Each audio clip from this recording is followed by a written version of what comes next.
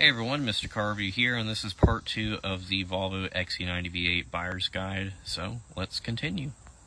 So like I said in part 1, these engines in 2005 had balance shaft issues, but they fixed these issues from 2006 up to 2011, and it's generally just a good rule of thumb though not to wash the V8s in these. That's kind of why mine looks the way that it does.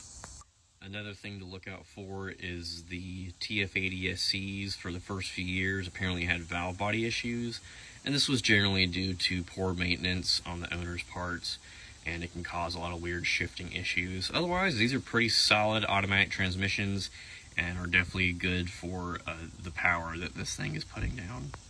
Something else to keep in mind when you're looking at buying one of these is the strut mounts tend to fail on these. You got to think this vehicle weighs about 5,000 pounds and there's a lot of weight over the front end, so the strut mounts wear out quite often on these. So generally good rule of thumb, maybe change them out every 100,000 miles, or when they start making noise you'll hear like clunking noises and whatnot. Another thing to look out for too is the lower control arms, which this is actually an issue not exclusive to just XC90s. This is a P2 generation Volvo thing.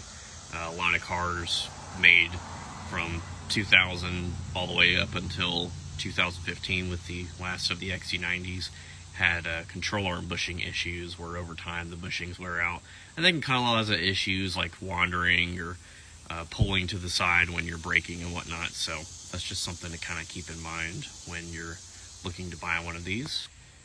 Another few things to note with these V8s is, for some reason, these are the only Volvos that have valve cover gasket leaks, and they also can be leaking from the power steering pump and the timing cover, and those are pretty big ticket items. They're more labor involved than most vehicles, so if they haven't been done at some point, it would be a good idea to go ahead and get them done before they can cause a slew of oil leaks.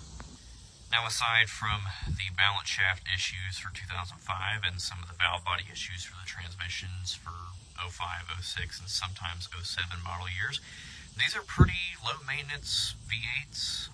They don't really require a lot of attention as long as you just do the basic service like your oil changes and other fluid changes.